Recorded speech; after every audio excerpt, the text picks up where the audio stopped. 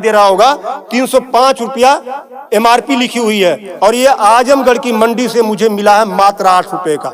कितना percent commission आप खा रहे हो? ये ऐसा क्यों है? इस पे भी चर्चा होती है। ये देखिए आईबी सेट है जिसके माध्यम से ग्लूकोज ब्लड वगैरह चढ़ता है शरीर में, इसे कहते हैं आईबी सेट।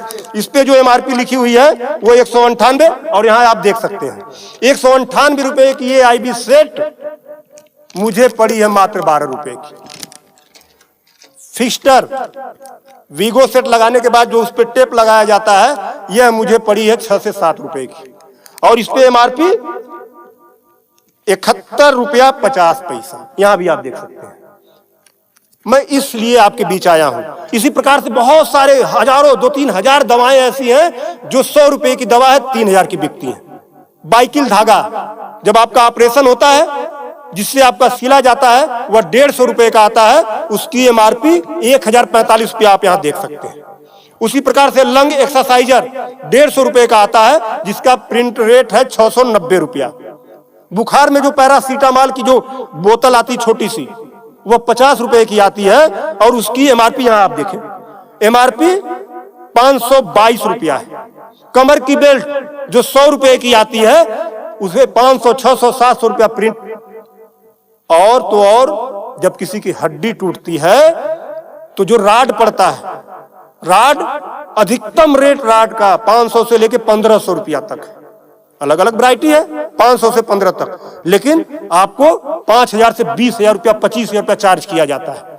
आपके दिमाग में आ रहा होगा कि अरे भाई डॉक्टर लगा रहे हैं तो उसको देखिए। डॉक्टर जब आप अस्पताल में भर्ती होते हैं तो बेड चार्ज अलग, नर्सिंग चार्ज अलग, जांच की फीसें अलग, वो सब चीजें करने के बाद 1500 रुपए की चीज खरीद कर आप 20-20 हजार का बेच रहे हो। तब मैं आपके बीच कहने आया हूं कि साथियों उसी प्रकार से बहुत सारी दवाई हैं। 100 रुपए की दवा, एक दवा मैं देखा ला नहीं पाया उसको, 100 रुपए की दवा उसकी एमआरपी 2000 रुपया लिखी हुई थी। हजारों दवाइयां हैं आपके साथ, आपको लूटने का काम कर रहा है। मुद्दा ये नहीं है, मुद्दा ये नहीं है कि इस पे 305 का प्रिंट छपा हुआ है।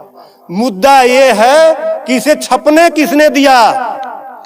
जिसे हमने चुनकर भेजा क्या वो दलाली खा रहा है, कमीशन खा रहा है? 8 रुपए की चीज 305 रुपए का प्रिंट वो छपने क्यों दे रहा है? ये चोरी से थोड़ा ना बिक रही है, खुलेआम बिक रही है। तो ये जिम्मेदारी सरकार की है। इसीलिए मैं कह रहा हूं कि आइए, और ये मुद्दा किसी सपा भाजपा कांग्रेस किसी नेता का थोड़ा ना है, ये भारत के 140 करोड़ जनता से जुड़ा हुआ मुद्दा है। आपको आगे आना होगा और आगे आने के लिए आपको इस वीडियो को अधिक से अधिक शेयर करवाना होगा, अधिक से अधिक लोगों को बताना होगा। इसलिए नहीं कि मेरा ये प्रचार हो जाएगा, ऐसा कुछ नहीं है। इस मुहिम को जब ये वीडियो शेयर होंगे, सोशल मीडिया एक ऐसा प्लेटफॉर्म है जिससे सरकारें हिल जाती हैं।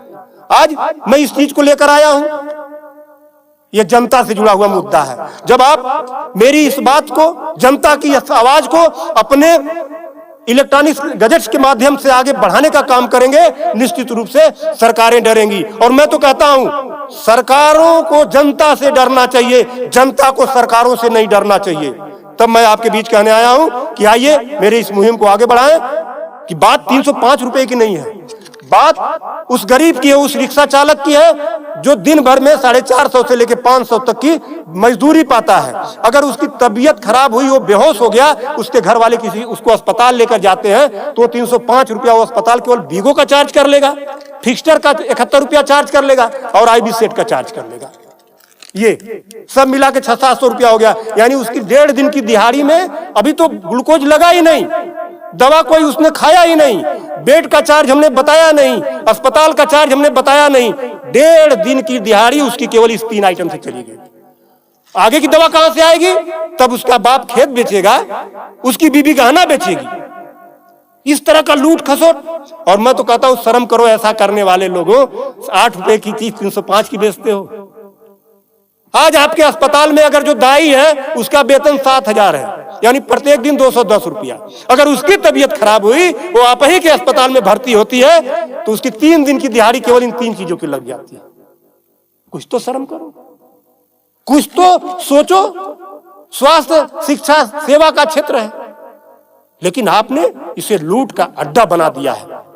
सरकारों के मिली भगत से ऐसा हो रहा है। तो मेरा निवेदन है आप लोगों से कि इस वीडियो को अधिक से अधिक शेयर करें।